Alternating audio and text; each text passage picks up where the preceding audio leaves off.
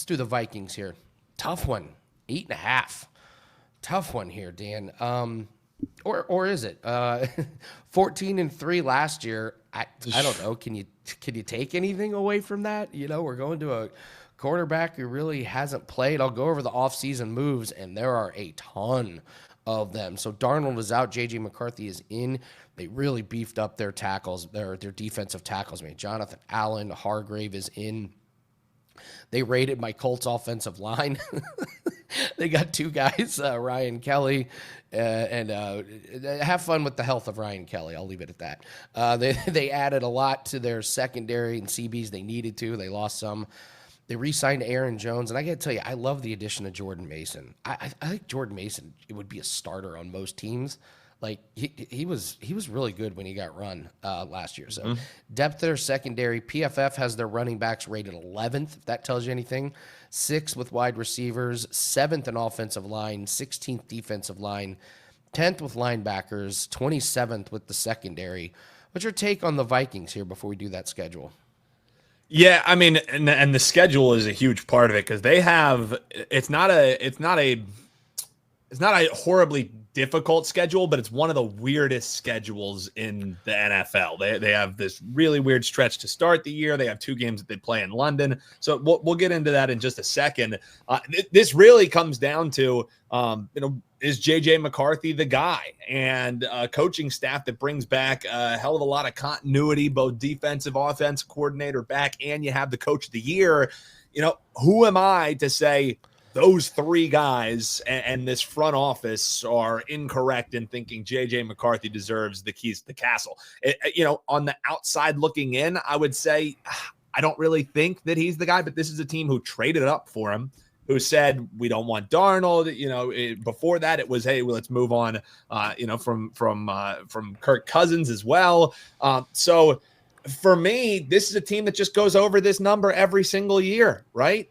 You mentioned last year, they were lined at 7 wins before the season last year, largely part because it was Sam Darnold under center, right? So how could we like this team over? Andy, they went over that by 7 wins. They got 14 wins last year. Do you understand how hard it is to beat a market expectation by 7 wins, either under or over? Like, something seismically has to happen.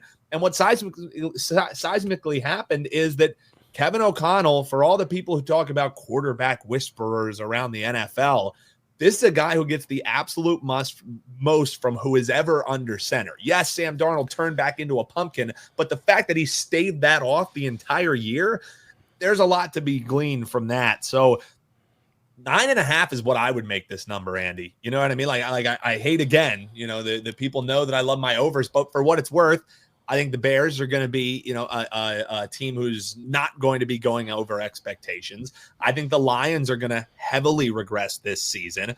And I think it's a 2-team race between this team and the Packers. So there has to be teams that I like over in this division. If there's teams that I like under, I'm bullish on the Packers. I'm pretty bullish here on the Vikings as well. But Andy, the part that gives me pause and why I wouldn't bet this is the schedule is bizarre. So you can give a little bit more thoughts on this, but the first half of the season, you have 1 true road game, but you also have 2 games sprinkled in that are going to be played in London, and they stay out in London. So if anything, that's probably a positive that you stay out there. Maybe a negative game 1, a positive in game 2. But then the second half of the season, only 3 home games from the stretch of the end of October through Christmas. And those 3 home games, Andy, are Ravens and Commanders, or 2 of them. And then you have the Bears, which, again, in division, you never really know. The schedule is so strange to me, which is why I couldn't make this bet, even though everything in my being says this is a no-brainer over.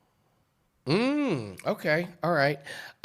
Just to put it in perspective, a 7-win difference is if the Browns win 12 or 13 games. Just exactly. Just picture that. Exactly. Here's their schedule: at Bears, Falcons, Bengals, overseas, Browns. We got those 2 overseas games, and then the bye week. Here's what I like about the bye week: the rookie. I'm calling him a rookie. The rookie quarterback gets an extra week to get on the same page with the coaching staff. I think that's a good early bye week. But then Yikes. They come out Eagles at Chargers at Lions, Ravens. That's out of your bye week.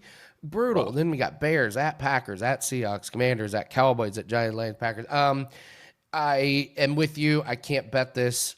It's an ever so slight lean to the under, even though I do trust the coaching staff. I trust the weapons that they have. But if McCarthy turns out to be not the guy, this team is in a world of hurt. They're in trouble. They're in big, big trouble. So it's a very, very slight lean to the under, but this is one of the most unplayable futures. Agreed. Just because it really does hinge on what happens with the quarterback. But I guess the reason why that ended up with me leaning towards the over pretty heavily is simply because Kevin O'Connell has had a question mark at quarterback pretty much every single season. And what does he do every single season? He exceeds the expectations. So I think Kevin O'Connell is the quarterback whisperer in the NFL.